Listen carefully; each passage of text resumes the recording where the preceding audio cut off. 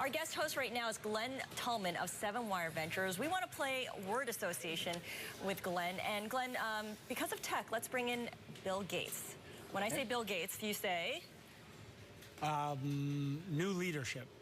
He needs new leadership. Yeah. Badly. Does he play a role? I don't think so. I think that they need to go outside and they need to bring new leadership. Microsoft has incredible technology.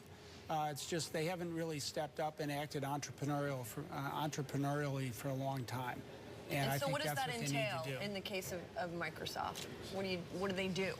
Well, I think that they use the assets that they have to drive a number of different segments. I mean, there's an Xbox in 70 million homes, I think.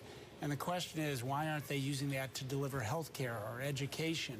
Those would be innovative things that Microsoft could do overnight and become a major player. So it sounds like they're not focused enough on the consumer. Well, here's a consumer name for you, Radio Shack.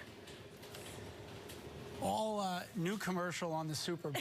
That's what I was going to bring up. Was with it all effective? With all the 80s characters. It's effective for me. I don't know. I don't know if it's effective. Well, I remember effective, the old... but do you walk into a radio... Effective as a piece of entertainment, right? Yes. But does it make you walk into a Radio Shack? That's really the question. It makes me wonder which Radio Shack near me is still open. Oh. They've been shutting stores down. They've been firing a lot of people. I think it's, you know, you might want to start with a name change. There we go. Yes, radio is not exactly cutting edge. Okay, Hillary Clinton. I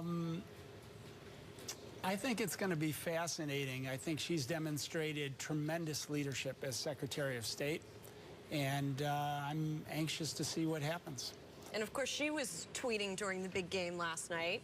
Yeah, taking a dig at Fox. Yes, she said, you know, it's nice to see somebody else. I'm paraphrasing her 140 characters. There it is. It's so much more fun to watch Fox when it's someone else being blitzed and sacked. The funny part of that was that someone from her team had to clarify that she was joking. She didn't mean it in seriousness. They had to clarify that? Well, you know, these things can get kind of sensitive here. People are a little too earnest. Speaking of the game, fur coat. Did you see that portion? I did see the fur coat. Coin toss. That's when it was, exactly. Joe Namath sporting, speaking of going retro. I was just going to say, back to his 70s roots, right? That's not very politically correct, but... that's a look. Beyonce can pull it off. I don't know if Joe can. It's fabulous. Would you Well, wear if you that recall, coat? I would not wear that coat. But there's a lot of coats I wouldn't wear. But if you recall, he flipped the coin too early, and then they had to redo it. And so... the coat was the jinx. That could have been. But it made a statement.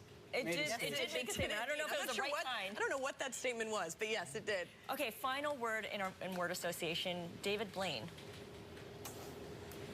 I'm a big fan of David Copperfield. No, not a David Blaine fan? That's very diplomatic of you. I'm just saying I'm a big fan of David Copperfield. So you do magic yourself. We should, full disclosure, everyone. So David Blaine is definitely one style of magician, and David Copperfield is a very different style of magician. You fall more into the David Copperfield camp, is what you're saying. You know, I think David has done more for the history of magic, both big magic, small magic. He's an incredible collector, and but I think all magicians are great. All right. Again, being a magician diplomat, he doesn't want to break the code. That's right. Magician's code. You and Job in Arrested Development Exactly. share a certain code.